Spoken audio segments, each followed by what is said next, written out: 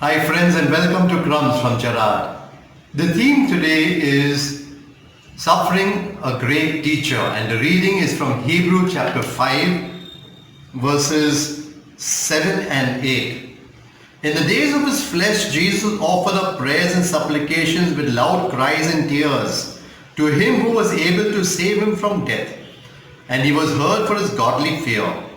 Although he was a son, he learned obedience through what he suffered.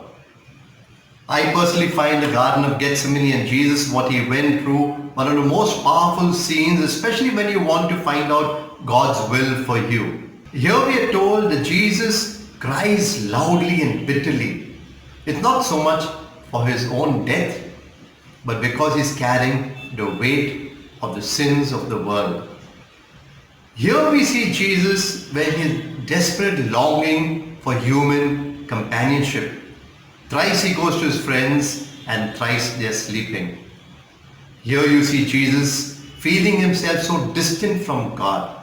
Not that God had moved, not that he had moved, but because of the weight of the sin that he is carrying. And here in his humanness, he cries out, "Take this cup away from me."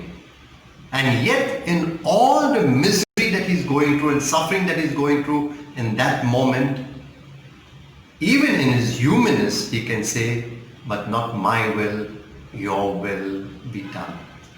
And this for me is a great teacher, that no matter what I go through, I can also say like Jesus, with the grace that comes from above, "Not my will, but your will be done."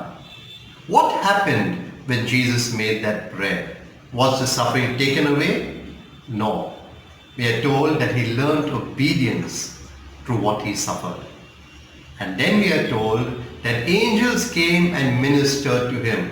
The suffering didn't go, but he experienced the peace knowing that this was God's will, and therefore this is what I want.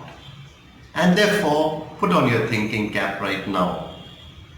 Bring to mind the difficulty you had or are going through. What is this difficulty teaching you?